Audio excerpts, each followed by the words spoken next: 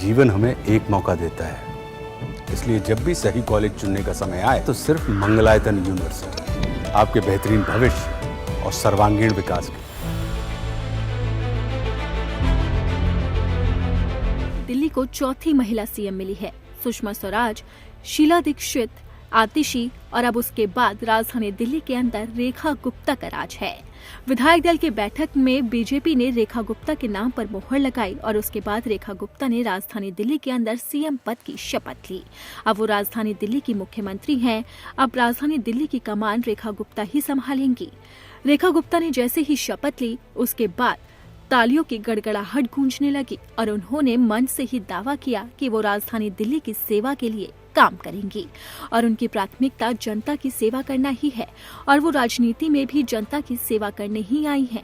अब आपको बताते हैं कि मुख्यमंत्री बनने के बाद रेखा गुप्ता को क्या क्या सेवाएं मिलेंगी, उनके पास कौन सी गाड़ी होगी और कहां पर उनका बंगला होगा। मार्च 2023 के आदेश के मुताबिक दिल्ली के मुख्यमंत्री हर महीने मोटी सैलरी लेते हैं। एक मुख्यमंत्री की बेसिक सैलरी 60,000 रुपए होती है। सैलरी के साथ ही 30,000 रुपए विधानसभा अलाउंस भी मिलता है। इसके अलावा 25,000 रुपए सचिवीय सहायता, 10,000 रुपए ट्रैवलर अलाउंस में मिलता है। यानी कि सीएम को काफी अच्छी खासी मोटी सैलरी मिलती है। 10,000 रुपए टेलीफोन अलाउंस, 1,500 रुपए दैनिक भत्ता मिलता है। ऐसे में दिल्ली के मुख्यमंत्री को हर महीने करीब 1,70,000 रुपए मिलते हैं। सुविधाओं की अगर बात करें तो मुख्यमंत्री को लैपटॉप, प्रिंटर और मोबाइल फोन खरीदने के लिए पैसा भी मिलता है।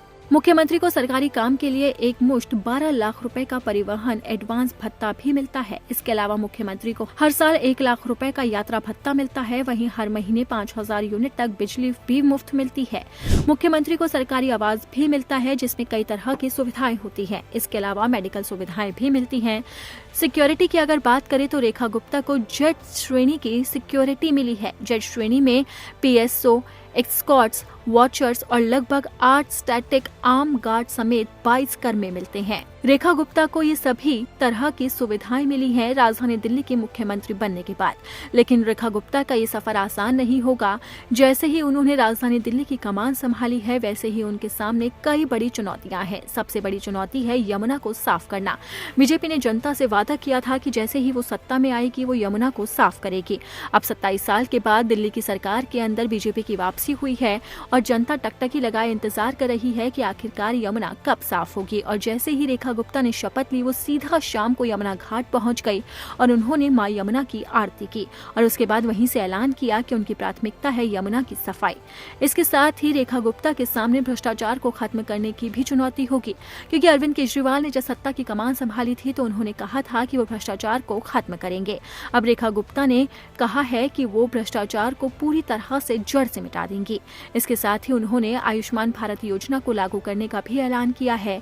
इससे जनता को बेहतर सुविधाएं मिलेंगी। इसके साथ ही बीजेपी ने महिलाओं से वादा किया था कि सरकार बनने पर वो 2,500 रुपए देगी। अब रेखा गुप्ता के सामने इस वादे को धरातल पर उतरना बड़ी चुनौती होगी।